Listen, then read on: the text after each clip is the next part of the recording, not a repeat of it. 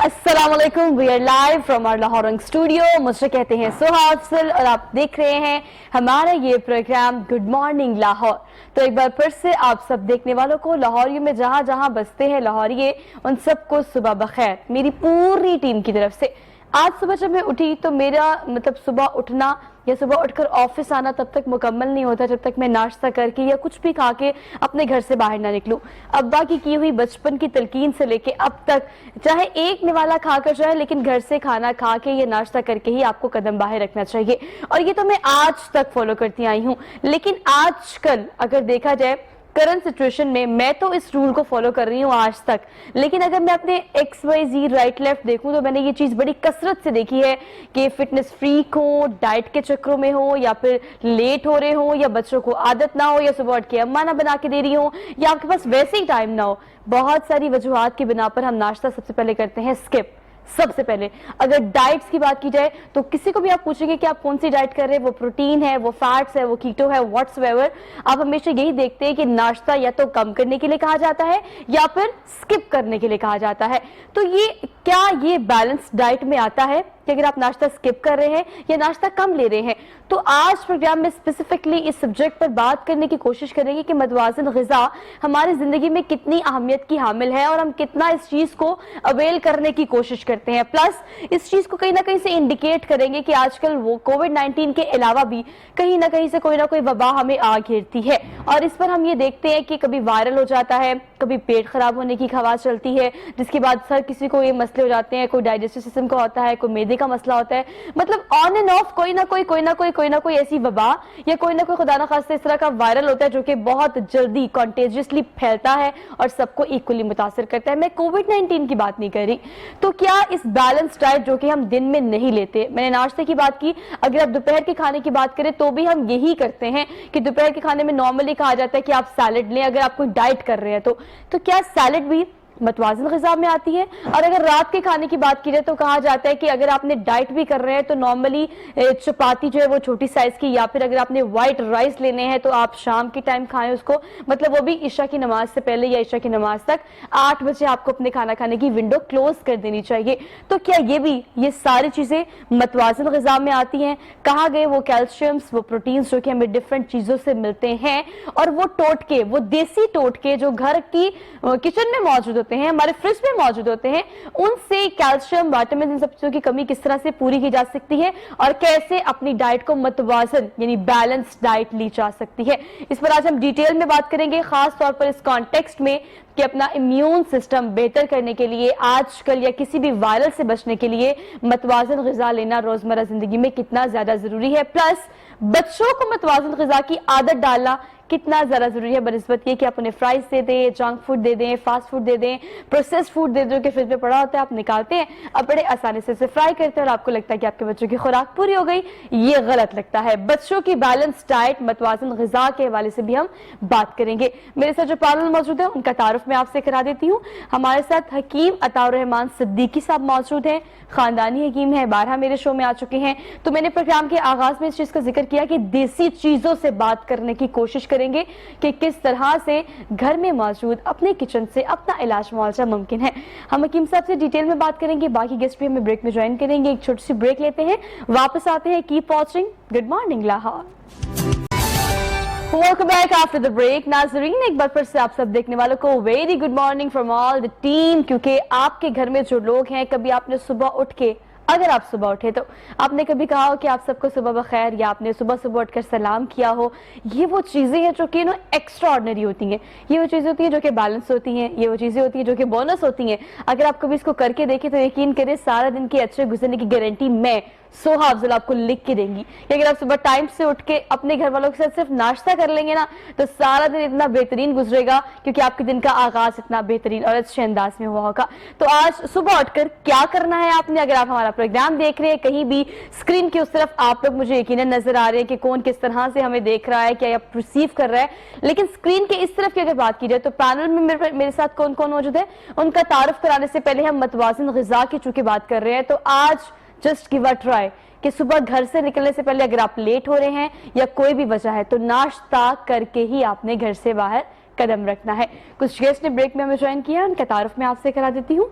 तूबा अदरीस इन्हें कहते हैं और ये माहिर ग़िज़ाइयत है। डिटेल से इस हवाले से बात करेंगे कि इनके लिए बैलेंस डाइट की डेफिनेशन क्या है और हम किसे बैलेंस डाइट कहते हैं और वो गलत कहते हैं या सही कहते हैं। तूबा से इस बारे में बात करेंगे। तूबा कैसी हैं आप? अल्हम्दुलिल्लाह। Thank you so much for being here, good to see you. उनके बिल्कुल साथ तशरीफ रखते हैं हम्माद, इन्हें कहते हैं ये फिटनेस एक्सपर्ट हैं। बहुत ज़्यादा ज़रूरी है जहाँ पर हम बैलेंस डाइट की बात कर रहे हैं, balance lifestyle at the same place उतना ही ज़्यादा ज़रूरी है।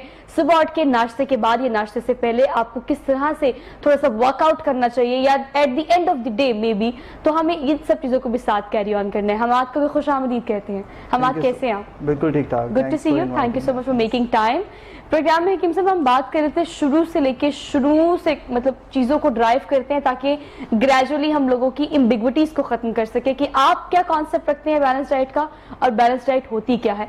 मतवाज़न ग़िज़ा में हमारे बस रोटी भी आते हैं, चावल भी आते हैं, सारे फ्रूट्स भी आते हैं, लेकिन अगर आजकल की ख़ास तौर पर ख़वातीन की बात की जाए या बच्चों की भी बात की जाए जो ज़्यादातर ओबेसिटी का शिकार होते हैं, हम मतवाज़न ग़िज़ा में इन चीज़ों को निकालने को तरजीह देते हैं। आपके लिए मतवाज़न ग़िज़ा क्या है? बिस्मिल्लाहिर्रहमानिर्रहीम। मुतवाज़न ग़िज़ा के हवाले से ये देखें कि सबसे पहले ये अवेयरनेस होनी चाहिए कि हर शख्स को उसके मजाज का इल्म हो कि हमारी जितनी भी हिकमत है या कोई भी ट्रीटमेंट है, एलोपैथिक है या होम्यो है, वो लोग मैकेनिज्म पे चलते हैं और टेम्परामेंट पे चलते हैं। तो हर शख्स को उसके मजाज का पता हो और वो अपने मजाज के मुताबिक जब वो खुराक इस्तेमाल करेगा तो यकीनन वो खुराक उसके लिए मुतवाज़न डाइट होगी। ठीक। अगर एक शख्स ओबेस्ट है तो ऑब्वियसली उसके अंदर अगर कोलेस्ट्रॉल लेवल ज़्यादा है, लिपिड्स लेवल ज़्यादा है, ट्राइग्लिसराइड ज़्यादा है, तो वो अपनी खुराक के अंदर वो चीज़ें नहीं खाएगा जिससे चिकनाई मज़ीद ज़्यादा हो। तो एक तो ये इन चीज़ों का ख्याल रखना बहुत ज़रूरी है कि मतवाज़न ग़िज़ा के लिए अपने मजाज को परखना बहुत ज़रूरी है। दूसरी बात यह है कि हमारे यहाँ इंसान, अल्लाह पाक ने जो इंसान की तख्लीक की है वो इंसान मुरक्कब है जिस्म और रूह का। आपने जैसे जिक्र किया सुबह उठ के हमें फौरी तौर पे क्या मामलात करने चाहिए, तो सबसे पहले तो रूहानी तौर पे अपनी रूह को पाक साफ और चाकू चौबंद करने के लिए नमाज अदा की जाए। उसके बाद आप वर्जिश का जो है एहतमाम करें और वर्जिश के अंदर भी दो सेगमेंट हैं। एक, अगर आपके पास टाइम अवेलेबल है, चूंकि इस दौर में टाइम बहुत कीमती चीज़ है और सुबह के टाइम भी लोगों की लाइफ बहुत हेक्टिक है। सुबह में अगर आप अर्ली इन द मॉर्निंग वर्जिश करते हैं तो आपके अज़ाबा कवा जो है वो बतदरीज बहुत आसान तरीके से काम करेंगे। ठीक है। और अगर आप वर्जिश नहीं कर सकते तो सम टाइम एक्सरसाइज अपने बेड के ऊपर जब आप उठते हैं अर्ली इन द मॉर्निंग को 5-7 मिनट या 15 मिनट की एक्सरसाइज करके आपके अपने ऑर्गन को स्टिमुलेट कर सकते हैं, अपने ब्लड सर्कुलेशन को फास्ट कर सकते हैं, जिससे आपके अंदर जो असाबी हड्डियों के मसाइल और ब्लड क्लोटिंग के इश्यूज हैं वो उस एक्सरसाइज से रेक्टिफाई हो जाएगी। अच्छा देखिए, निज़ाम में इंतज़ाम है जिसके बारे में हम बात कर रहे हैं, मतवाज़न ग़िज़ा की खास तौर पर अगर बात की जाए तो ये आप बिल्कुल ठीक कह रहे हैं कि एक सिस्टम तो चल ही रहा है हमारे अंदर जिसे हम आम ज़ुबान में सेहत कहते हैं, लेकिन उसको ड्राइव करना एट द सेम प्लेस हमारी भी उतनी ही जिम्मेदारी है कि किस तरह से उस चीज़ को बैलेंस करना है, किस तरह से उस चीज़ को मेनटेन करना है जो कि अल्लाह की जानिब से खूबसूरत तोहफा सेहत की सूरत में हमें मिला है। सुबह उठना, इसके बेशुमार फ़वाइद हैं, मतलब इतने कि अगर मैं फिंगर टिप्स पे आपको बताने लगूँ तो मेरे ख्याल से बचपन से आपने पढ़े हुए हैं, लेकिन वो सिर्फ पढ़े हुए हैं। अब उस पर इम्प्लीमेंटेशन जो है मुझे लगता है कि बहुत मुश्किल काम है। बिल्कुल आपसे ये नहीं कह रही कि सुबह कहने पे आप कल से सुबह उठना शुरू कर दें, आपकी शायद रूटीन ही ऐसी हो कि आप फजर की नमाज पढ़ के सोएं, और मुझे यकीन है कि 50 नहीं 60 नहीं तो 70% लोगों की एटलीस्ट ये रूटीन होगी। आप इस हवाले से क्या कहेंगी तूबा? बैलेंस डाइट की हम बात कर रहे हैं, बैलेंस लाइफस्टाइल को साथ कैरी करना बहुत ज़्यादा ज़रूरी है। हम डाइट की अगर बात करें, आपके साथ बहुत सारे ऐसे लोग मुंसलिक होंगे जो क्या आपसे पूछते होंगे कि डाइट करें तो क्या करें। बिल्कुल। क्यों हम ये इज्यूम करते हैं कि कोई भी डाइट करनी है तो कहा तो ये जाता है कि बादशाहों की तरह नाश्ता करो, लेकिन हम इस सेंटेंस को समझने की कोशिश ही नहीं करते। सबसे पहले जो लोग डाइट करते हैं अपना नाश्ता स्किप करते हैं, कितनी आपकी बैलेंस डाइट जो है वो डिसबैलेंस होती है। एक्चुअली हमारे यहाँ डाइट का ये कॉन्सेप्ट है कि एक दिन पहले हम 3 मेजर मील्स में हर चीज़ खा रहे हैं, जंक खा रहे हैं, और हमने कहना है हमने डाइट करनी है कल से, एकदम हम सैलेड्स पे शिफ्ट हो जाते हैं। मतलब इतना गलत कॉन्सेप्ट है डाइट का। हम स्टार्ट ही ऐसे लेते हैं कि हम कहते हैं कि बस अगले दिन से सैलड, और अगर एक दिन सैलड खा लें हम इसीलिए किसी भी चीज़ को कंटिन्यू नहीं कर सकते हैं। Consistency is the key. तो हमें ज़रूरी है कि अपने पहले तो सर्केडियन रिदम को ठीक करें। आप देखिए कि अल्लाह ताला ने जो हमारे लिए सुबह सोने का वक्त, उठने का जो आपके लिए रखा हुआ है, और उसके बाद रात को टाइम पे सोना, और इस तरह अगर आप अपनी ज़िंदगी को गुजारे हैं, तो मेरा ख्याल है बहुत ही अच्छा, ज्यादा आपका पॉइंट इतना वैलिड है इस एतबार से कि जब हम एकदम स्विच करते हैं ना, हम एकदम इंथुजियास्टिक हो जाते हैं। क्या करते हैं, अगर आपने जिम करनी है तो आप एक दिन अगर जिम चले जाएं किट पहन के, टाइम निकाल के, तो आपने सारी मशीन्स पे बारी बारी टाइम देना होता है। ये हमारा बहुत बड़ा मसला है। अगर आपने डाइट करनी है तो एक दिन पहले मैंने बहुत सारे लोग कहते हुए सुना है कि आज मैंने बहुत कुछ खाया क्योंकि मैंने कल से डाइट करनी है। तो आप जब एकदम अपनी बॉडी को फ्लक्चुएट करते हैं, स्विच करते हैं, तो आपकी बॉडी शॉक में आ जाती है। जब वो शॉक में आ जाती है तो फिर वो बिल्कुल वो नहीं कर सकती जो अपनी बॉडी से आप चाह रहे होते हैं। वो वेट लूज हो सकता है, वो आपका डाइट प्लान हो सकता है, वो आपकी मतवाज़न डाइट भी हो सकती है, व्हाट्सएवर। तो आप ग्रेजुअली ये चीज कैसे कर सकते हैं, हम आपसे मैं जानने की कोशिश करूंगी। बहुत बड़ा मिसकंसेप्शन है हमारा कि अगर हमने वेट लूज करना है तो हमें हर किस्म की मशीन पर अपनी बॉडी को एक दफा हमने ट्राई जरूर कराना है। Fitness, being a fitness expert, आप क्या सजेस्ट करते हैं कि अगर आप डाइट की बात करें या फिर आप किसी एक्सरसाइज वर्कआउट की बात करें, आपको आहिस्ता आहिस्ता अपने आप को और अपनी बॉडी को यूज टू करना चाहिए एक्सरसाइज का, एकदम अचानक से नहीं? Exactly, so it's a good question. और इसमें इसी तरह से है कि हमें बहुत कंसिस्टेंसी के साथ एक्सरसाइज करनी चाहिए। नंबर वन, अभी क्या होता है, because I am running my own gym as well, so lot of members are connecting with me. तो उनका इशू ये होता है कि वो लाइक 1 मंथ गुजरता है और वो कहते हैं कि हमें रिजल्ट्स नहीं मिल रहे। And the reason is like again like 70% is your diet, right? So they are not focusing on their diet, ठीक है? और वो सिर्फ और सिर्फ अपनी एक्सरसाइज भी उस तरह से नहीं करते जैसे उन्हें करनी चाहिए, राइट? तो इसमें दोनों फैक्टर्स जो हैं बड़े क्लोजली रिलेटेड हैं। अब क्या करना है, डाइट भी कर रहे हैं और साथ वर्कआउट भी कर रहे हैं। वर्कआउट टाइमिंग्स भी मैटर कर रही हैं और आप क्या वर्कआउट कर रहे हो वो भी मैटर कर रहा है। अब क्या होता है कि वो वर्कआउट्स में उन्होंने मल्टीपल डिवीजन की होती है। दे वांट, अच्छा हमारे जो बेली फैट्स हैं ना वो कम हो जाएं, राइट? अब बेली फैट्स कम होना, उसके लिए आपका डाइट चार्ट, ठीक है, आप डाइट ले रहे हो, इट्स रियली इंपॉर्टेंट। आप एक्सरसाइज क्या कर रहे हो? सो दे वर थिंकिंग कि सिर्फ हम एब्स का वर्कआउट करेंगे तो चले हमारा बेली फैट चला जाएगा। बट जबकि दिस इज़ अ मिसकंसेप्शन। जब आप वर्कआउट करते हो तो आपकी होल बॉडी की ट्रांसफॉर्मेशन होती है, ठीक है?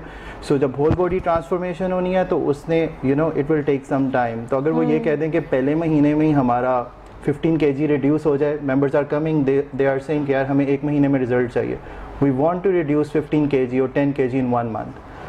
It's doable, but a lot of effort is required behind it. Yes. But इसमें यह है कि आप स्लोली एंड ग्रेजुअली लेकर चलो। बी कंसिस्टेंट, 3 मंथ्स के प्लान बनाओ और 3 मंथ्स में अपना 10 kg को रिड्यूस करो। डू डेली वर्कआउट्स कंसिस्टेंसी के साथ। डाइट चार्ट्स को देखें अपने, जितनी आपको प्रोटीन बेस्ड डाइट चाहिए उसका प्लान बनाएं। अच्छा हमाद, ये आप बिल्कुल ठीक कह रहे हैं, ये बहुत सारी चीज़ों का एक इम्तिजाज होता है, बहुत सारी चीज़ों का। मतलब आप बैलेंस डाइट की बात कर रहे हैं तो आप 3 मंथ्स के प्लान की बात कर रहे हैं, एट द सेम टाइम आप एक्सरसाइज की बात भी कर रहे हैं। तो ये सारी चीज़ें एक साथ लेकर चलना बहुत ज़्यादा ज़रूरी होता है। अच्छा, एक आम गलती और जो एक कॉमन चीज़ हम देखते हैं सब में, वो यही होता है कि हमें लगता है कि हम शॉर्ट टर्म के लिए जो काम करेंगे ना, वो कैसे हम ये ज्यूम कर सकते हैं कि वो लॉन्ग लास्टिंग आपका वेट लूज होता है। आपने कहा कि 1 मंथ में पॉसिबल है, लेकिन उसकी सस्टेनेबिलिटी जो है वो कैसे होगा, वो सस्टेन कैसे होगा, ये लोगों को बताना बहुत ज़्यादा ज़रूरी है। हाँ, तो this is again good question. तो इसमें नॉर्मली क्या होता है कि लोग रिड्यूस तो कर लेते हैं, अब उसके बाद दे आर थिंकिंग, और वो उसके बाद ऐसे रिलैक्स होते हैं कि वो जिम भी छोड़ देंगे, यार हमने अपना टारगेट पूरा कर लिया, राइट? वी वांट कि हमारा बॉडी वेट 60 kg होना चाहिए। Just giving you an example, उन्होंने 60 kg पे आ गए हैं और उन्होंने जिम भी छोड़ दिया, डाइट्स भी सारी छोड़ दी, एंड आफ्टर दैट वो कहते हैं अच्छा यार अब तो हम फिर मोटे हो गए हैं, राइट? अब फिर वेट गेन हो रहा है हमारा। सो consistency is the key. When ever you got your target, तो आपको क्या करना है, आपको, मैं ये नहीं कह रहा आप उसी तरह से इंटरमीडिएट फास्टिंग करो या बहुत ज़्यादा डाइट पे कंट्रोल करो, but you have to do exercise on a daily basis. It's really important. और मैं हर एक को ये कहता हूँ, you are basically saving your money by doing exercise daily. Why you are saving your money? Because आप बहुत सारी बीमारियों से बचते हो, diabetes, blood pressure, heart disease, a lot of diseases. और जब आप उसके ट्रीटमेंट के लिए जाते हो, रिपोर्ट्स के लिए, so you are spending a lot of money on it. Yeah, paying so many bills at the same place at the same time. अच्छा, आपने बीमारियों की बात की, हमाद मैं आपकी बात को ही सेकंड करके हकीम साहब आपकी जानिब आना चाहती हूँ कि मैंने प्रोग्राम के आगाज़ में बात की है उन वायरल इन्फेक्शंस की जो कि नॉर्मल हो गए हैं। अब चूँकि लाहौर में एयर पोल्यूशन बहुत ज़्यादा हो गया है, हमारे रहने सहने के तरीके इस तरह के हो गए हैं, ऊपर से अगर हम 7 दिन घर से बाहर काम करते हैं तो बाहर का खाना भी हमने बहुत खाना होता है। ये चीज़ें now they are the part of our life. लेकिन आप क्या समझते हैं इस हवाले से कि अगर हम किसी भी बीमारी की बात करें, ख़ासतौर पर चले कोविड-19 की बात कर लेते हैं, मतवाज़िन ग़िज़ा बीमारियों से बचने के लिए कितनी अहम है, जो कि आपके इम्यून सिस्टम को बेहतर करती है? जी बिल्कुल, कोई भी बीमारी है और किसी भी दौर में है, जिस दौर में भी अशख़ास का इम्यून सिस्टम क़ुव्वत मुदाफ़ियत मजबूत रहा है, वहाँ बीमारी से लड़ने का, उनसे मुकाबला करने की सलाहियत इंसान की बेहतर रही है। ठीक है। कोविड-19 में भी आप देखें कि जितने भी पूरे दुनिया के जो मुआलजीन हैं, उन्होंने इसी बात पे जोर दिया है कि अपनी क़ुव्वत मुदाफ़ियत को बेहतर किया जाए। और क़ुव्वत मुदाफ़ियत की कोई स्पेसिफिक डाइट नहीं है कि जो डायरेक्ट ये क़ुव्वत मुदाफ़ियत को ठीक करे, ये आपका लाइफस्टाइल है। बिल्कुल ऐसे। हम लोग आजकल सेडेंटरी लाइफस्टाइल में मुब्तला हैं, ये एक बहुत बड़ी डिजीज़ है।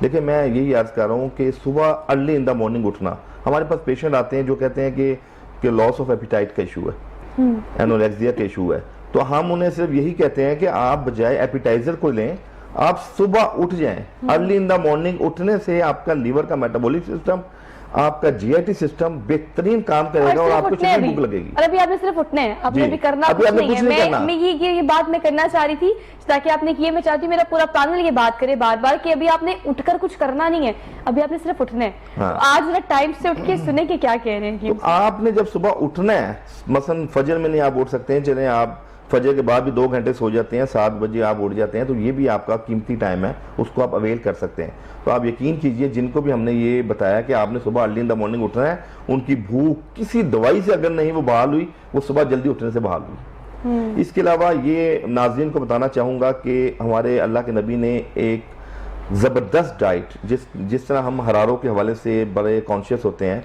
तो जो कैलोरीज को बिल्कुल मैनेज करने वाली मतवाजिन ग़िज़ा है, उसमें एक तलबीना है। और तलबीना क्या है? वो 3 चीज़ों का मुरक्कब है, जिसको नबी करीम सल्लल्लाहु अलैहि वसल्लम ने खुद भी पसंद फरमाया है और अपनी तालीमात में अवामुन नास को भी इस्तेमाल करने की तलकीन फरमाई है। उसमें जौ का दलिया, नंबर 2 शहद, और नंबर 3 दूध। देखें, सुनते हम बहुत हैं, किताबों में बहुत पढ़ते हैं, लेकिन प्रैक्टिकली जब हम 8 दिन 10 दिन किसी चीज़ को मतवादन इस्तेमाल करेंगे, तो उसके जो फवायद हैं वो आपकी बॉडी पे मुरतब होंगे। अमल में सिफर है ना? हाँ, अमल में सिफर है। अमल के मामले में अगर आपके आलम दीन भी बामल नहीं होगा तो वो हमारे लिए बेफैज है। और सेहत के मामले में अगर हम किसी चीज़ को बाकायदगी से उस पर अमल पैरा नहीं होंगे, तो वो सेहत भी हमारे लिए जो है ना बेसूद होगी। अच्छा, हम मतवाज़िन ग़िज़ा की हकीम साहब बात कर रहे हैं। आपने चूँकि शहद का जिक्र किया, दूध का जिक्र किया, आपने उन तमाम चीज़ों का जिक्र किया जो कि हमारी सुन्नत में भी आती है और हमारी बताया गया कि किस तरह से इनके क्या क्या फ़वाइद हैं। आपने शहद की बात की, तो आपने कितनी जगह पे कितनी दफ़ा ये पढ़ा होगा, कलवंजी में मौत के अलावा हर चीज़ का इलाज मौजूद है। मैं इलाज मुआवजे की बात करें, चूँकि हम कनेक्ट कर रहे हैं इस चीज़ को कि मतवाज़िन ग़िज़ा किस तरह से आपको बचा सकती है आने वाली, आपकी तरफ आने वाली बीमारियों से। तो मतवाज़िन ग़िज़ा में मैंने अपने घर में इस प्रैक्टिस को बड़ा आम देखा कि कलवंजी जो है ना, उसको ग्राइंड करके रखा होता है एक पॉकेट में, और हर एक चीज़ के ऊपर जो हम खा रहे होते हैं, वो सालन फॉर्म में हो, रोटी फॉर्म में हो, किसी फॉर्म में भी हो, उसके ऊपर छिड़क करना, ये चीज़ हमारे घर में, मेरे घर में खासतौर पर ये इस्तेमाल की जाती है। और बड़े पाबंद है मेरे अब्बा अम्मा इस हवाले से कि हमें भी ये चीज़ ऑटोमेटिकली नजर आ रही है, मतलब उन्होंने इस चीज़ का यूज टू किया नहीं, हम हो गए हैं। लेकिन आम घरों में ये प्रैक्टिस नहीं होती, हालांकि सिर्फ बात होती है टेस्ट डेवलप करने की। तो भाई ये बड़ी अहम बात है कि हमने अपने बच्चों का टेस्ट डेवलप ही नहीं किया इस एतबार से। अब उन्हें अगर टेस्ट पता है कि उन्होंने जंक फूड खाना है, फास्ट फूड खाना है, या प्रोसेस फूड फिर से निकाला, फ्राई कर दिया, और भी वो जो मजे लेके खा रहे हैं, नगेट्स हो गया, कुछ भी हो गया। अब हमने बच्चों का टेस्ट डेवलप करना है। बच्चों की बैलेंस डाइट कितनी ज्यादा जरूरी है? बीइंग अ माहिर ग़िज़ाइयत, आपको क्या लगता है कि हम कितना इस कमी का शिकार है कि बच्चों को अभी से हमने उनका इम्यून इतना कमजोर कर दिया? एक्चुअली बच्चे बहुत क्यूरियस होते हैं हर चीज़ के बारे में, वो वही समझते हैं जो उनके पेरेंट्स उनको बताते हैं, और वो वही चीज़ें शौक से खाते हैं। अगर पेरेंट्स हैं या मदर है, वो कुछ खा रही है जंक में, चॉकलेट वगैरह, तो थोड़ा सा अपने बच्चे के मुंह में भी डाल देगी। वो लोग टेस्ट लगवाते हैं, फिर जब बच्चा बीमार हो तो डॉक्टर के पास जाके कहते हैं हमारा बच्चा ये चीज़ नहीं खाता, दूध नहीं पीता। उसकी वजह यह है कि उन्होंने आदत ही नहीं डाली हुई होती है, बच्चे को नहीं पता ये कोक क्या है। ठीक है, अगर आपने पीनी है तो आप उस टाइम पे पिए जब आपके बच्चे सो रहे हैं, या उस टाइम पे Exactly. उनके सामने वो प्रैक्टिसेस ही ना की जाएं जिनसे वो मतलब इन्फ्लुएंस हो, वो कहें कि नहीं अगर हमारी मदर ये ले रही है तो ये हमने भी लेना है। तो बच्चे के टेस्ट बड्स डेवलप करने में ज्यादा रोल जो है वो उनके पेरेंट्स का होता है, बहुत ज्यादा रोल होता लेकिन है। तुम्हें देखो, हमारी माएँ आमतौर पर, माएँ तो हमारी हैं, ये मैं बिल्कुल नहीं चाहती कितना सा क्लिप उठाएं और आप वायरल कर दें और कंट्रोवर्शियल कर दें इसको कि मैं हमारी माओ के बारे में बात कर रही हूँ।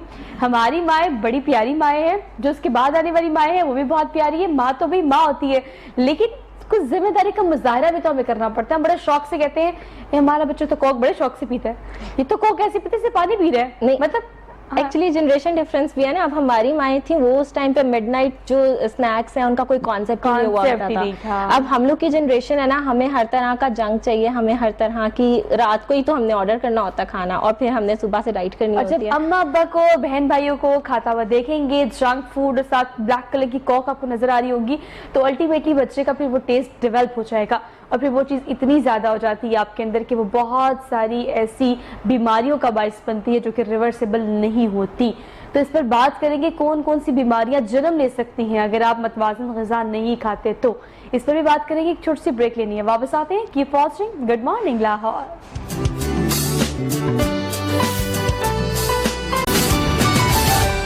सो welcome back after the break. एक बार फिर से आप सब देखने वालों को good morning, very good morning. उम्मीद है कि आपके दिन का आगाज़ बेहतरीन अंदाज में होगा अगर आपने इस चीज़ का खास ख्याल रखा होगा कि सुबह उठ के हम डाइट की बात कर रहे हैं। वैसे हम इस चीज़ को स्किप नहीं कर सकते, इस चीज़ को हम ध्यान में रखते नहीं हैं कि सुबह उठकर पानी पीने के भी उतने ही ज़्यादा फ़वाइद हैं जितना हम खाने की बात कर रहे हैं। अगर मैं आपको इस चीज़ पर कन्विंस करने की कोशिश कर रही हूँ कि सुबह उठकर नाश्ता करें, अच्छा नाश्ता करें, तो इस बात को भी साथ साथ करना बहुत ज़्यादा ज़रूरी है कि अगर आप सुबह उठकर कुछ भी नहीं करते, सिर्फ खाली एक गिलास पानी पी लेते, जो कि हमारे रूटीन का हिस्सा बिल्कुल नहीं है, तो इसके भी इतने सारे फ़वाइद हैं, इतने सारे बेशुमार, कि अगर एक एक करके भी आपको डिस्क्राइब किया जाए तो आपको पता चले कि मतवाज़न ग़िज़ा में आपका पानी पीना भी उतना ही ज़्यादा ज़रूरी है जितना खुराक लेना। लेकिन सब हम अगर बात करें, ब्रेक पर जाने से पहले मैंने ये बात करने की कोशिश की थी कि हम इस चीज़ का खास ख्याल नहीं रखते कि अब कोविड-19 की चौथी वेव यानी डेल्टा वेरिएंट वो उतनी ही ज़्यादा और इंटेंसिटी के साथ लोगों को मुतासिर कर रहा है। नेगेटिव केसेस, पॉजिटिव केसेस, या टेस्ट कराने के बाद और वैक्सीन कराने के बाद भी आप इस वायरस का शिकार हो रहे हैं। अब इस सूरत हाल में खुराक को बेहतर करना, एक जिनको कोविड हो चुका है दोबारा अगर होने के चांसेस है, तो उनको किस तरह की ग़िज़ाएं लेनी चाहिए? जी बिल्कुल जी, आजकल जो है कोविड-19 की जो चौथी लहर है वो डेल्टा वेव के नाम से और बहुत ख़तरनाक है। अब मैं ये बताता चलूँ कि आजकल जो पेशेंट आ रहे हैं उसमें वो ये चेक करवाते हैं कि कोरोना पॉजिटिव या नेगेटिव, और अगर नेगेटिव होता है तो वो अपने दिल को तसल्ली दे देते हैं कि हमें तो कोरोना नहीं है, ये शायद हमारा क्लाइमेटिक चेंजिंग से कोई मौसमी बीमारी है। तो ये अभाम बिल्कुल ख़त्म कर दें।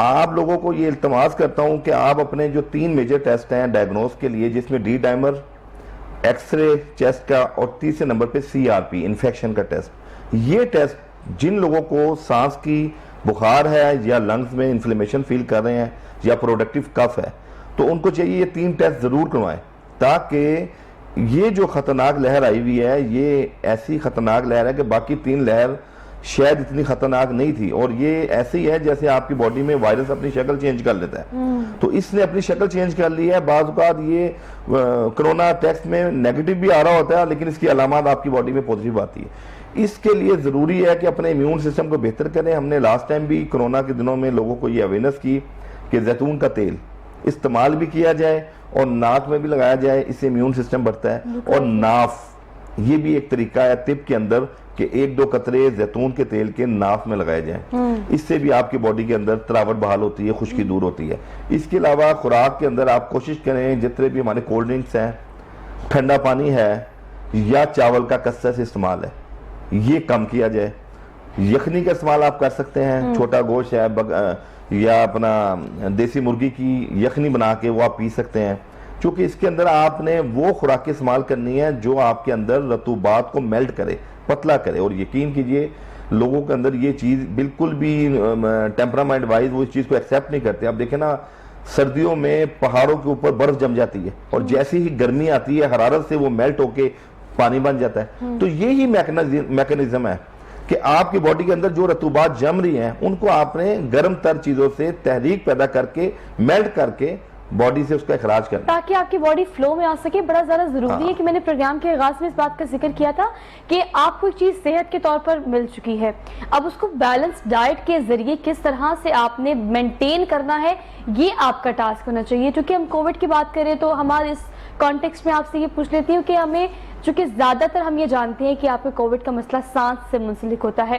सांस लेने में दुश्वारी होती है, आपको बहुत सारी एक्सरसाइज वर्कआउट्स बताए जाते हैं। दैट टाइम मैंने इंटरनेट पे बहुत सर्च किया, when I tasted positive my self कि किस तरह से कौन सी एक्सरसाइज किया जाए तो आपका जो सांस लेने का जो प्रोसीजर है वो बहाल हो सके या मजीद फ्लो में आ सके। तो वर्कआउट में और फिटनेस में क्या क्या सजेस्ट किया जाता है इस हवाले से? सो बेसिकली जैसे हकीम साहब ने भी बताया है कि जो basically blood circulation is very important in your body. So blood circulation exercise से भी बहुत अच्छी, जिस तरह आप डाइट है, कुछ गर्म ग़ज़ाएँ हैं, इसी तरह से आप एक्सरसाइज जब करते हो तो थ्रू आउट बॉडी में आपके ब्लड सर्कुलेट हो रहा है, right. So coming back to your question, during covid के क्या एक्सरसाइजेज हों जिसकी वजह से आप लोग, सो बेसिकली हर एक्सरसाइज आपका इम्यूनिटी सिस्टम स्ट्रॉन्ग कर रहा है, ठीक है। सो जिसमें कार्डियो एक्सरसाइजेज हैं, कुछ हिट सेशंस हैं। जब आप हिट सेशंस करते हो, हाई इंटेंसिटी वर्कआउट्स करते हो, उससे क्या होता है कि आपकी ब्लड सर्कुलेशन और तेज़ हो जाती है और आपकी स्ट्रेंथ भी बढ़ती है। सो कुछ क्रॉसफिट एक्सरसाइजेज हैं जिसको आप करते हो, ठीक है। और फिर कुछ वेट ट्रेनिंग, उससे क्या है कि आपकी बोन स्ट्रेंथ वापस आती है और प्लस आपकी फ्लेक्सिबिलिटी बढ़ती है। सो इट्स रियली इंपॉर्टेंट कि आप जो है तीनों के कम्बिनेशन लेके चलो, कुछ क्रॉसफिट एक्सरसाइजेस करो, कुछ हेड सेशंस करो एंड देन थोड़ी सी वेट ट्रेनिंग करो। उससे क्या होगा कि ओवरऑल जो है ना आपकी हेल्थ जो है वो इम्प्रूव होगी, इम्यूनिटी सिस्टम स्ट्रॉन्ग होगा और आप बीमारियों से बचे रहोगे।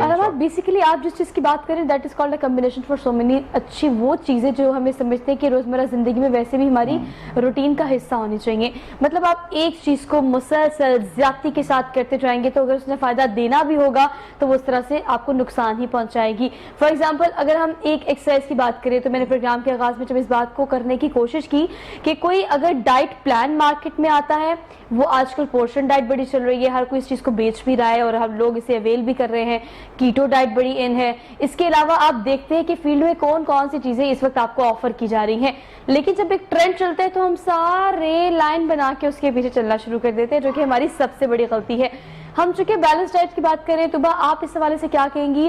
कार्ब्स, प्रोटीन, इन सब चीज़ों के अलावा कैल्शियम, विटामिन्स जो कि हमें फलों से मिलता है, जूसेस से मिलता है, ये भी आपकी बॉडी के लिए उतनी ही ज़्यादा ज़रूरी है ताकि आपकी डाइट को बैलेंस किया जा सके। खाने पीने के अलावा ये फ्रूट्स, ऐसी कौन कौन सी चीज़ें जो कि हमें अपनी रोज़मर्रा रूटीन में लेनी चाहिए जो हमारी डिफिशिएंसीज को पूरा करें? अच्छा, फ्रूट्स और वेजिटेबल्स में अल्लाह ताला ने नेचुरली इतने ज़्यादा विटामिन्स और मिनरल्स डाले हुए हैं। हमें चाहिए कैल्शियम चाहिए, हमें आयरन चाहिए, जिंक चाहिए, सेलेनियम चाहिए, और ये तो बिल्कुल मैंने आपको लिमिटेड से बताया ना, हमें बहुत ज़्यादा ऐसे मिनरल्स और विटामिन्स चाहिए जो हमारी बॉडी के लिए ज़रूरी हैं, और वो हम फ्रेश फ्रूट्स और वेजिटेबल्स से ले सकते हैं।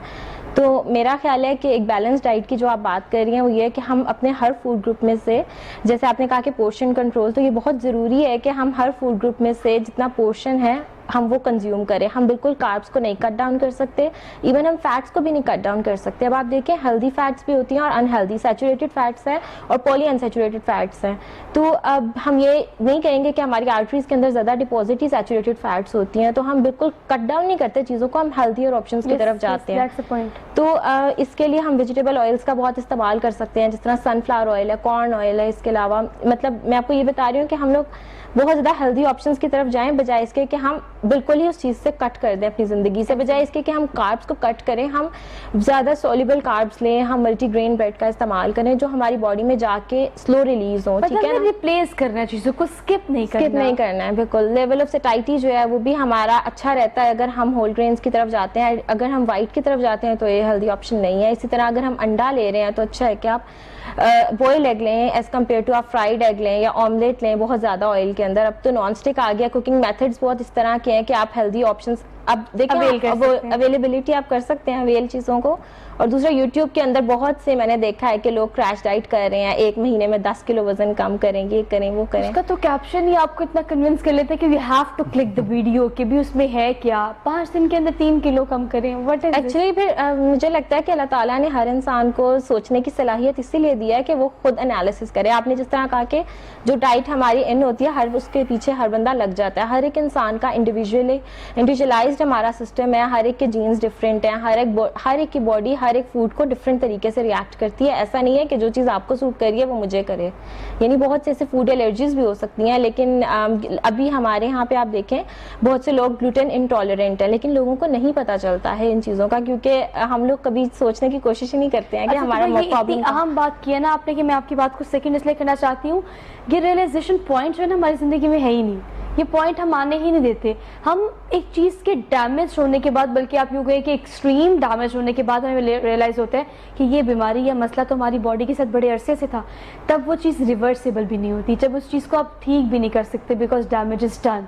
तो वक्त रहते इस चीज़ को रियलाइज़ करना कि किस चीज़ को किससे रिप्लेस करना है, कौन सी खुराक लेनी है, कौन सी नहीं लेनी, ये वक्त रहते फैसले करना बहुत ज़्यादा ज़रूरी है।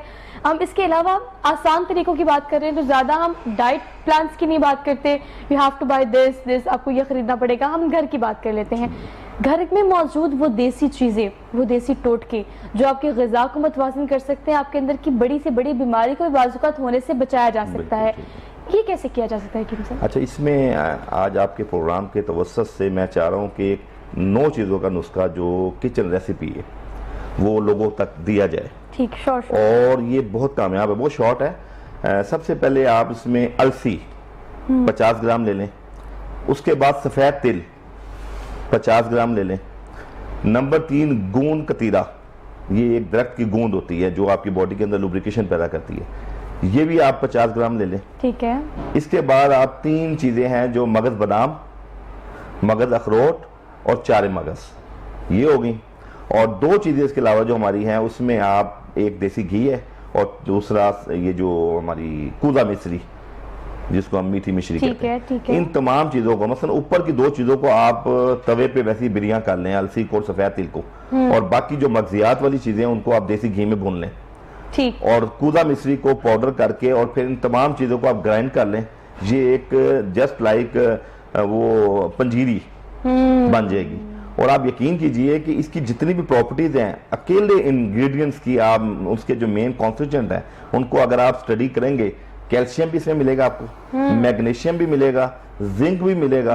और जो बच्चे बहुत ज्यादा यानी कि वो डबल रोटियां और ये पराठे खाने के शौकीन नहीं है, अगर वो 1 टीस्पून 1 कप ऑफ मिल्क में ले लेंगे तो मैं ये समझता हूँ कि पूरे दिन की न्यूट्रिशन कंपनसेट कर देगी, सारी कमियां पूरी हो जाएंगी। ठीक है। तो ये मैंने वो नुस्खा दिया है जो हर घर में हर फर्द और हर मजाज का शख्स इस्तेमाल कर सकता है। ये वो चीजें हैं जिसको आपने सिर्फ सुनना नहीं है। हकीम साहब, नुस्खा बहुत अच्छा है, लेकिन मैं चाहती हूँ कि ना आप इस सवाल का जवाब भी इसी बात के अंदर कोट कर दें कि आपने मिक्सचर तो बता दिया चीज़ों का, आपने कहा कि हर किस्म के सेहत रखने वाले लोगों के लिए ये एक नुस्खा है, लेकिन आप जानते हैं कि बहुत सारे लोगों को बहुत सारे मर्ज भी होते हैं। अगर आप डायबिटीज की बात करें, ब्लड प्रेशर की बात करें, ये वो आम बीमारियां हैं जो कि हर 2 में से 1 और 3 में से 2 लोगों को होती है, हमने देखा है। तो अब इस हवाले से क्या समझते हैं कि कुछ जो इंग्रेडिएंट्स आपने बताए उसमें बहुत ज्यादा कुछ गर्म भी है, किसी की तासीर ठंडी है, किसी की तासीर गर्म है, तो आप ये बताएगा कि हर किस्म के लोग जो हैं जिसकी सेहत जैसी भी हो क्या वो इसका इस्तेमाल कर सकते हैं? देखें, इसमें जो कूदा मिश्री डाली है वो थोड़ी मीठी होती है, वो जो डायबिटीज पेशेंट है वो इस्तेमाल ना करें, कूदा मिश्री उसके अलावा कर लें, उसको स्किप कर जी, स्किप कर लें। बाकी जो 8 चीजें हैं वो तकरीबन वो चीजें हैं जिनका मजाज मोतदिल बनता है, ना गर्म ना ठंडा, बैलेंस। तो मोतदिल मजाज पे ही हम लोग कायम है। एक अच्छी सेहत, अच्छा मजाज जो है वो गर्म तर मोतदिल जो अल्लाह पाक ने अपनी जिसे आप कह लें हमारी कुदरती एक जो मजाज बनाया है वो मोतदिल है। इसलिए ना ये ब्लड प्रेशर के पेशेंट को डिस्टर्ब करेगा, शुगर का मरीज सिर्फ वो मिश्री निकाल ले उसमें से कूदा मिश्री, और ना इसके अलावा जो किडनी के पेशेंट हैं, ये इसका मैं आपको फिर वर्ष कर रहा हूँ। आजकल आप देखें मसाजिद के अंदर आप जाएं तो 50% लोग खड़े होकर नमाज पढ़ रहे हैं और 50% लोग कुर्सियों पे पढ़ रहे हैं। तो ये क्या वजूहत है? उसमें यंग लोग भी हैं, ये नहीं कि कोई 70-80 साल के, मैं यकीन कीजिए 30 साल 25 साल के नौजवान है जी, वो घुटनों में वादे आती हैं, झुका नहीं जाता, रुकू नहीं होता, सजूद नहीं होते, तो ये उन लोगों के लिए खास नेमत है। और ये आपके घुटनों के जो लेगमेंट्स हैं इनमें इन्फ्लेमेशन है, आर्थराइटिस के इश्यूज हैं, और फिर ये इम्यून सिस्टम को एनहांस करता है, फिर आपके अंदर जितनी न्यूट्रिशन डेफिशिएंसी है उसको पूरा करता है। और इनके अलावा आप अपनी खुराक के अंदर कोशिश करें, ये बेकरी, फास्ट फूड, ये जितनी चीज़ें मैडम ने बताया कि हम बाज़ का ये करते हैं कि जब सुनते हैं ना कोलेस्ट्रॉल बढ़ गया तो हम एकदम चिकनाइयाँ छोड़ देते हैं, वो खतरनाक चीज़ है। आप देखें 2 किस्म की लिपिड्स हैं बॉडी में, LDL और HDL। HDL आपकी बॉडी के लिए हाई डेंसिटी उस फायदेमंद है, और जो LDL है वो नुकसानदेह है। तो अगर आप फर्ज करें कोई भी कंपनी का ऑयल यूज कर रहे हैं तो आप उसको खत्म करके आप सरसों के ऑयल में आ जाएं, आप देसी घी पे आ जाएं, या वेजिटेबल ऑयल, मैडम ने बताया कि सनफ्लावर्स हैं, कॉर्न ऑयल हैं, ये वो ऑयल हैं जो उसको कंपनसेट भी कर देंगे और चिकनाई को भी कम नहीं होने अच्छा देंगे। देखिए, मैं बात कर रही हूँ कि ये वो सारे चीजें हैं जो कि हमारी कॉमन प्रैक्टिस में है। अगर हम घर में करें तो घर में जब आप हंडिया बनाते हैं या फिर आप अंडा फ्राई कर रहे हैं या कोई भी चीज बना रहे हैं जो कि ऑयल बेस्ड है, तो ये सारे काम हम घर में कर रहे होते हैं। बस हमने चीजों को थोड़ा सा मॉडरेट फॉर्म में लेके आना है, ये थोड़ा सा नहीं सोच को चेंज करना पड़ेगा। बहुत सारा मसला लोगों का ये भी है, तो आपने देखा होगा एक गलत कॉन्सेप्ट ये भी है कि देसी घी इस्तेमाल नहीं करते इससे इंसान मोटा हो जाता है जी। हालांकि मैं बड़ा ये आम कॉन्सेप्ट है, मैं बड़े लोगों को एग्जांपल देती हूँ कि आप कभी देसी घी को अपनी हथेली पे रखें तो वो कभी भी जमेगा नहीं, वो हमेशा मूव्ड रहेगा, लिक्विड में रहेगा। ये आप आजमा के देख लें ये चीज, जबकि आपको भी अगर दूसरे घी की बात करते हैं आप उसको अपनी हथेली पे रखें वो जम जाएगा। यही हाल आपकी वेन्स और आर्टरीज का भी होता है अगर आप दूसरा कोई ऑयल या घी इस्तेमाल करते हैं। तो देसी घी की अफादियत वैसे भी कंपैरेटिवली बहुत ज्यादा है, लेकिन हमने एक गलत कॉन्सेप्ट लोगों को दे दिया कि नहीं देसी घी तो बहुत देसी होता है, बड़ा हेल्दी होता है, उससे आप और मोटे हो जाएंगे। कितना जरूरी है सोच को चेंज करना कि घर में जो आप बना रहे हैं अब उसकी ग़िज़ाइयत का भी आपने खास ख्याल रखना है कि वो बन कैसे रहा है। जी, एक्चुअली ये वर्ल्ड हेल्थ ऑर्गेनाइजेशन के अकॉर्डिंग लेस देन 10% जो है आप सैचुरेटेड फैट्स ले सकते हैं। तो जो सैचुरेटेड फैट्स हैं, जिस तरह आपने देसी घी की बात की है तो ये उसी में ही आता है, जिस तरह हमारे पास बटर है, मार्जरीन है, ठीक है। और उसके अलावा फिर बाकी जो हमने फैट लेना है 25 to 30% जो है वो हम बाकी ऑयल्स इस्तेमाल करें, जिस तरह वेजिटेबल है। तो जिस तरह आप कह रही हैं कि हम लोग को बिल्कुल स्किप नहीं करना चाहिए, लेकिन प्रॉब्लम फिर वहीं आती है हमारे कुकिंग मेथड्स में। अगर हमने पराठे खाने हैं तो जिस तरह हमने 1 टीस्पून ऑयल का तो इस्तेमाल करना ही नहीं ना, हमारे पास तो ये कॉन्सेप्ट ही नहीं है। हमने तो वो जो इतना बड़ा सर्विंग स्पून अपने उस घी वाले डब्बे के अंदर रखा होता है वो उठा के हमने तवे के ऊपर डालना है। तो फिर आप देखें कि इस तरह तो आर्टरीज भी आपकी बंद ही होंगी और ये सैचुरेटेड फैट की कंजम्पशन बहुत ज्यादा हो जाएगी ऐसी है। तो अच्छा, तो आप देखेंगे हम एक्चुअली हम गलती कहाँ करते हैं। हमारे घर में अगर माओ की बात की जाए, बहनों की बात की जाए, तो जो चीज़ हम घर में बना रहे होते हैं हमारी कोशिश ये होती है कि बच्चे अगर बाहर से फ्राइज खा रहे हैं, बाहर से बर्गर खा रहे हैं, जंक फूड खा रहे हैं, तो हमारी कोशिश ये थी कि चले हम उन्हें घर में बना के देते हैं। लेकिन घर में भी जो एक कॉमन गलती हम कर रहे होते हैं प्रोसेस फूड की, जो कि फ्रिज पे पता नहीं जहाँ से आप लेकर आए हैं वहाँ कब से पड़ा हुआ है, फिर आपकी फ्रिज में पड़ा हुआ है उसको 1-1.5 महीना तो हो ही जाता है। बच्चों की बैलेंस डाइट का जब हम ख्याल नहीं करते तो कौन कौन सी ऐसी बीमारियां हैं जो बच्चों को आ घेरती है बचपन में ही, जो कि जैसे बच्चे बड़े होते हैं तो बीमारियां भी बड़ी होती हैं। सबसे ज्यादा तो चाइल्डहुड ओबेसिटी की बात है ना। बच्चे जब छोटे होते हैं तो पेरेंट्स का ये जोर होता है इनको खिलाई जाओ, यानी रोटी और चावल पे तो मैं कहती हूँ बहुत ज्यादा जोर है। यानी मैंने खुद अपनी फैमिली में भी देखा है कि वो माएँ जो हैं अपने बच्चों को ऐसी कर रही होती हैं कि बस रोटी और चावल खाने हैं, वो फ्रूट्स और इन चीज़ों की तरफ नहीं आते हैं। और फिर जब बच्चे स्नैक्स मांगते हैं तो बाहर की प्रोसेस्ड फूड्स हैं या फिर ये चिप्स वगैरह इस तरह की चीज़ें दे रही होती है। तो ओबेसिटी है वो हर एक बीमारी से आगे, मतलब ओबेसिटी ही मेन रीज़न होती है बाकी बीमारियों का। और बच्चों के अंदर डायबिटीज़ भी देखी जाती है, तो ये भी एक बहुत मेजर कंसर्न है आजकल के ज़माने में। अच्छा, ओबेसिटी की आप बात कर रहे हैं, ओबेसिटी में देखिए चले ये तो बच्चे इस चीज़ का कसरत से आजकल शिकार हो रहे हैं, लेकिन अगर हम बड़ों की बात की जाए तो ओबेसिटी तो चले इसे नहीं कहेंगे, इसे फैट्स कहें, या फिर मैंने कई दफ़ा अपने प्रोग्राम में इस चीज़ का जिक्र किया है कि आपको 2 चीज़ों को डिफ्रेंशिएट करना पड़ेगा। फर्स्ट ये कि क्या आप ओवरवेट हैं, सेकेंडली ये क्या कि आप हेल्दी फैट्स या हेल्दी वेट रखते हैं। ये 2 मुख्तलिफ चीज़ें हैं। ज़रा सा वेट गेन करते हैं तो हमें लगता है कि आप मोटे हो गए हैं। मोटापा इज टोटली समथिंग एल्स, वो कोई और चीज़ है। इसके लिए आपको वर्कआउट भी करना पड़ता है, डाइट का ख्याल भी रखना पड़ता है। अगर फिटनेस एक्सपर्ट होने की बात करें तो हम आज कैसे लोगों को ये बताना बड़ा ज़रा ज़रूरी हो गया है कि अगर आप मोटे हैं तो आपने पतले होने के लिए काम करना है, और अगर आपकी सेहत ठीक है, फैट्स ठीक है, तो आपने अपने आप को फिट रखना है। सिर्फ पतले होने की दौड़ में हम ये नहीं रख सकते कि अगर आपके पास जो फैट आपकी बॉडी के साथ होना चाहिए वो है, लेकिन आप उसको भी उतारने में लगे हुए हैं। हाँ, सो बेसिकली अब इसमें 2 चीज़ें हैं। लाइक अगर तो वो ठीक है, उनका वेट ओवर वेट है तो वो तो ठीक है, दैट्स फाइन कि वो वर्कआउट करते हैं और all that. But there is misconception, जो लोग बिल्कुल BMI के अकॉर्डिंगली उनका वेट बिल्कुल सही है जी, और वो कहते हैं यार हमें एक्सरसाइज की कोई ज़रूरत नहीं है। So this is wrong basically, क्योंकि blood circulation in your body is really important. और आप जो बीमारियां आपको लगती हैं इट्स नॉट लाइक कंपल्सरी नहीं है कि अगर आप ओवरवेट ही होगे तो आपको बीमारियां लगेंगी, राइट। आप अपने वेट के मुताबिक ठीक भी होना, लेकिन आपकी इनएक्टिविटी है, लाइक आपकी सिटिंग जॉब्स हैं, कोई आप सारा दिन 9 to 6 ऑफिस में बैठते हो, फिर घर आते हो, कोई एक्टिविटी नहीं है आपकी, तो उससे क्या होता है कि आपको बहुत सारी heart disease, blood pressure a lot of things, even आपका वेट भी नॉर्मल है तो सो इट्स रियली इंपॉर्टेंट कि आप अपनी एक्सरसाइज करो, और इससे आपका ये नहीं है कि आप मज़ीद पतले हो जाओगे, आप उसको मेंटेन रखो, उस वेट को मेंटेन रखो, अपनी बॉडी को टोन अप रखो। एंड इट्स रियली इंपॉर्टेंट कि आप जब भी कुछ भी, इवन आप कुछ भी ड्रेसिंग भी करते हो तो यू फील लाइक गुड, ठीक है, कि आपकी बॉडी एक शेप में है। It's really important. बट उससे ज़्यादा इंपॉर्टेंट ये है कि आपकी वही ब्लड सर्कुलेशन है और आप बहुत सारी डिजीज़ से बचे हुए हो इसकी वजह से।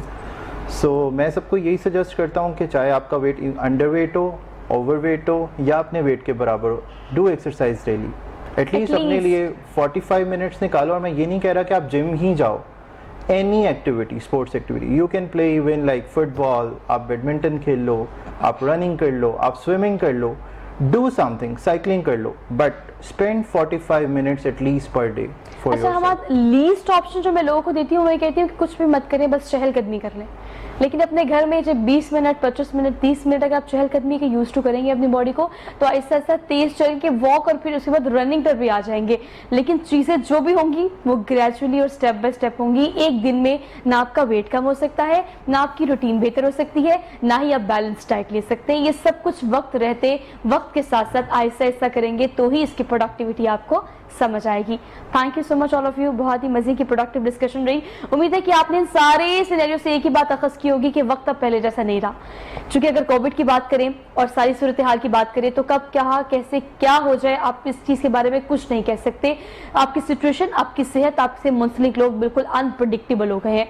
तो आपको इस चीज़ का खास ख्याल रखना है कि आपने अपनी सेहत को किस तरह से मेंटेन भी करना है, इसको बैलेंस डाइट भी देनी है और अपनी ज़िंदगी की ज़मानत आपने खुद देनी है। तो इस चीज़ का खास ख्याल रखें कोविड की सिचुएशन में या किसी वायरल की सिचुएशन में या वैसे ही सेहतमंद ज़िंदगी के लिए कितना ज़्यादा ज़रूरी है ये बैलेंस डाइट को रोज़मर्रा पे आगे पीछे करके इसको कैलकुलेट करना कि क्या लेना चाहिए और क्या नहीं लेना चाहिए। तो ये आपका काम है, ये आप ही ने करना है क्योंकि ये आपकी जान है, आपकी सेहत है, इसका खास ख्याल रखें।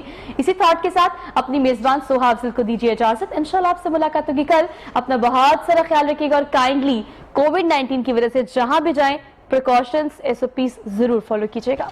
अल्लाह हाफिज।